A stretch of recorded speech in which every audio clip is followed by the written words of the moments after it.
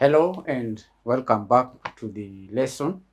Today we are starting on chapter number 11, Management of Revenues in County Governments. This chapter has 6 subchapters. Number 1, Classification of Revenues in County Governments. Number 2, the role of Committee Executive Member of Finance in County Revenue Management. Number 3, the role of the Commission on Revenue Collection in Management of County Government Revenues. Number 4, operations of County Revenue Fund. 5, overview of computerized revenue collection services by county governments.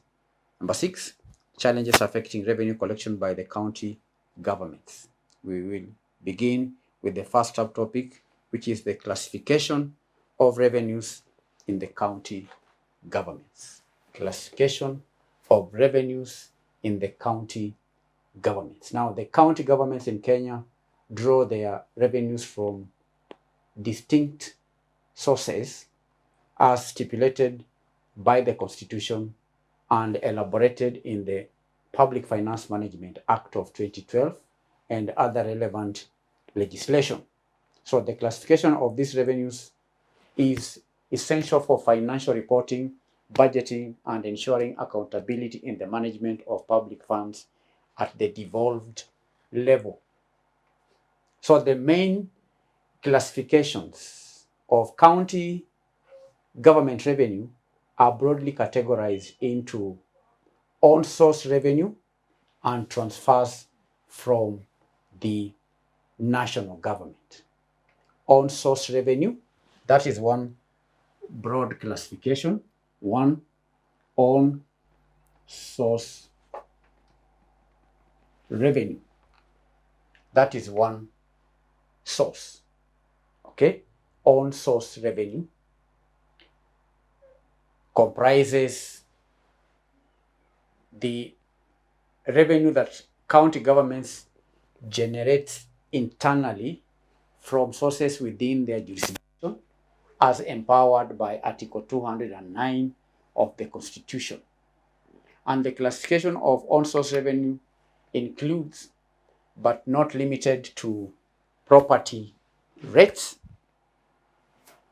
We have property rates, entertainment taxes, charges for services rendered, and so on. So the first classification here is on-source revenue. Examples are property rates. Property rates. Now, this is revenue collected from taxes imposed on immovable property within the county. And this is a significant potential source of revenue for many counties, particularly the urban ones. Then number 2, entertainment. Money from entertainment, what we call entertainment taxes. Entertainment taxes. These are taxes levied on various forms of entertainment and leisure activities within the county. 3, charges for services rendered. Charges for services rendered. This is a broad category covering fees and charges for specific services provided by the county government. And this can be further classified into business permits and licenses. Business permits and licenses. This is fees that is charged for issuing permits and licenses for various business operations within the county. You may also have parking fees. Parking fees. These are charges for parking vehicles in designated areas within the county. Public health service fees. Public health service fees is the fees collected from health facilities and other public health services provided by the county governments.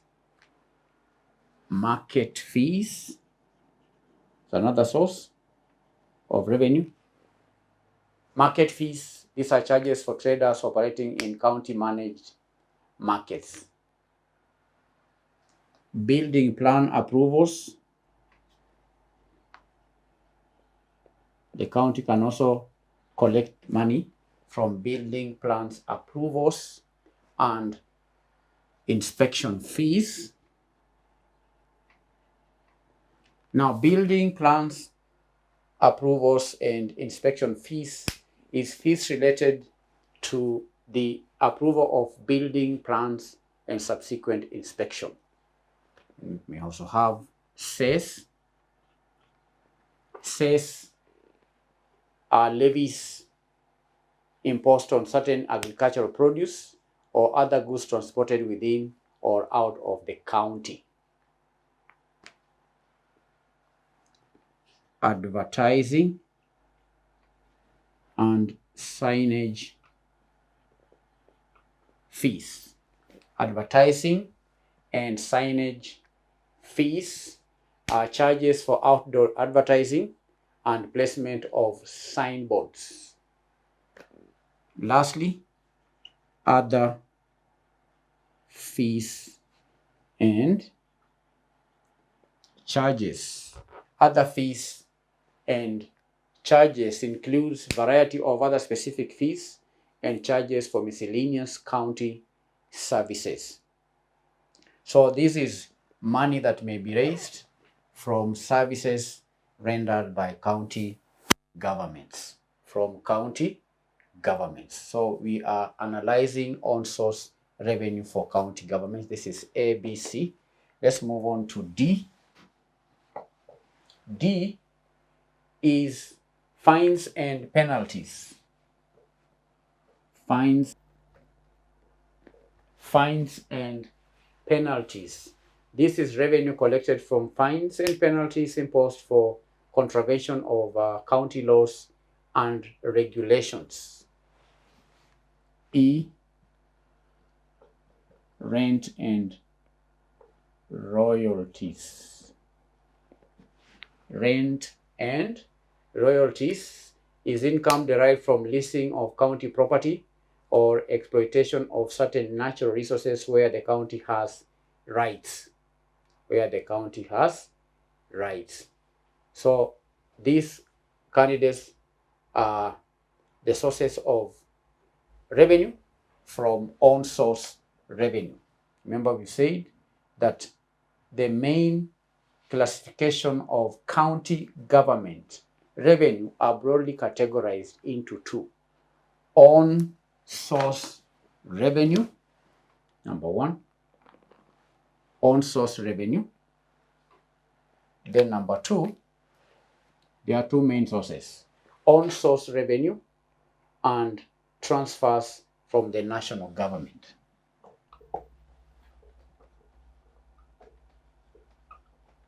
Transfers from the national government.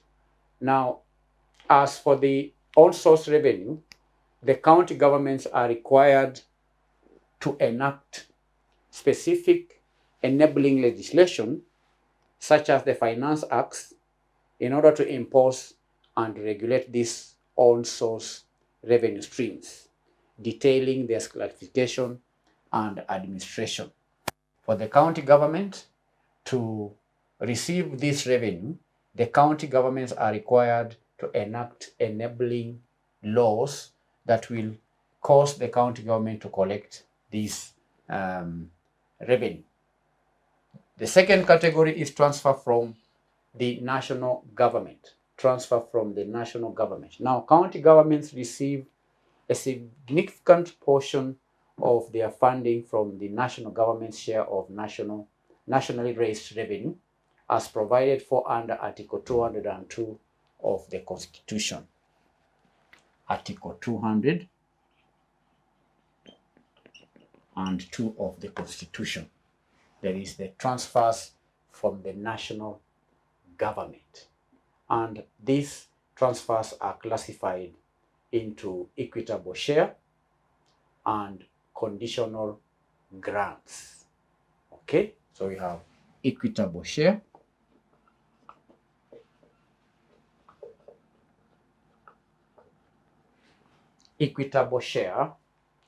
this is the largest component of transfers and represents an unconditional allocation of share of the national government's revenue to county governments. And the basis for the equitable share of revenue is determined by the Commission on Revenue Allocation and approved by Parliament through the County Allocation of Revenue Act. And this share is intended to enable county governments to perform their functions as outlined in the fourth schedule of the Constitution, as outlined in the fourth schedule of the Constitution. So that is the first category of transfer of revenue from the national government. The second one is conditional grants. Conditional grants. These are additional allocations from the national government's share of revenue or from development partners that are tied to specific conditions or purposes. So county governments are required to utilize these funds for the designated programs or projects as specified in the transfer agreements or relevant legislation. And conditional grants can be for various sectors, including health, agriculture, roads, and other specific development initiatives. So these are the classification of revenues in county governments. Revenue in county governments. We've said there are two main categories.